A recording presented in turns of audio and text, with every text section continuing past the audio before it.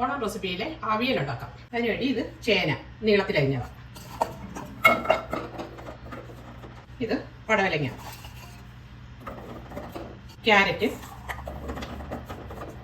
ഇത് വെള്ളരിക്ക, ഇത് കുമ്പളങ്ങ, ഇത് പച്ചേത്തക്ക, ഇച്ചിരി മഞ്ഞപ്പൊടി ഇട്ട് വെള്ളത്തിയിട്ടിരുന്ന അതായ കളറ്, ഇത് മുരിങ്ങയ്ക്ക, അരമുറി സവാള, പിന്നെ 5 പച്ചമുളക് കീറിയത്, ഒരു തക്കാളി, ഉപ്പുപൊടി ഒരു 1/2 ടീസ്പൂൺ ഉപ്പുപൊടി ഇടാം, 1/4 ടീസ്പൂൺ മഞ്ഞൾപ്പൊടി, ഇത്രയും വെള്ളം. ഇനി ഇത് അടച്ചു വെച്ച് കുക്ക് ചെയ്യാം. ഇനി ഇതിനുള്ള അരപ്പ് തയ്യാറാക്കാം.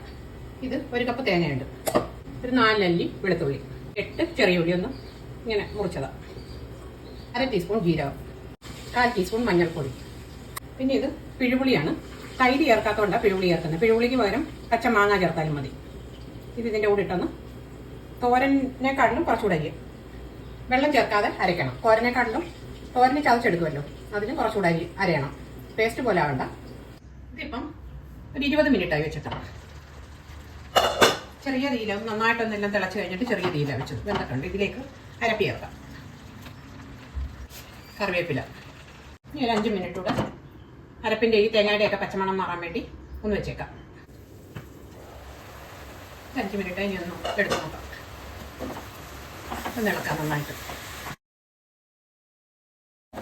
ഉപ്പ് പോരാങ്കിൽ ഉപ്പ് ചേർക്കണം.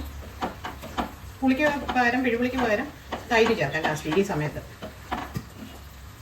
അല്ലെങ്കിൽ പച്ചമാങ്ങ ചേർക്കാം. കുറച്ച് പച്ച വെളിച്ചെണ്ണ ഒഴിക്കാം, വെളിച്ചെണ്ണ ഒരു ടേബിൾ സ്പൂൺ മതി.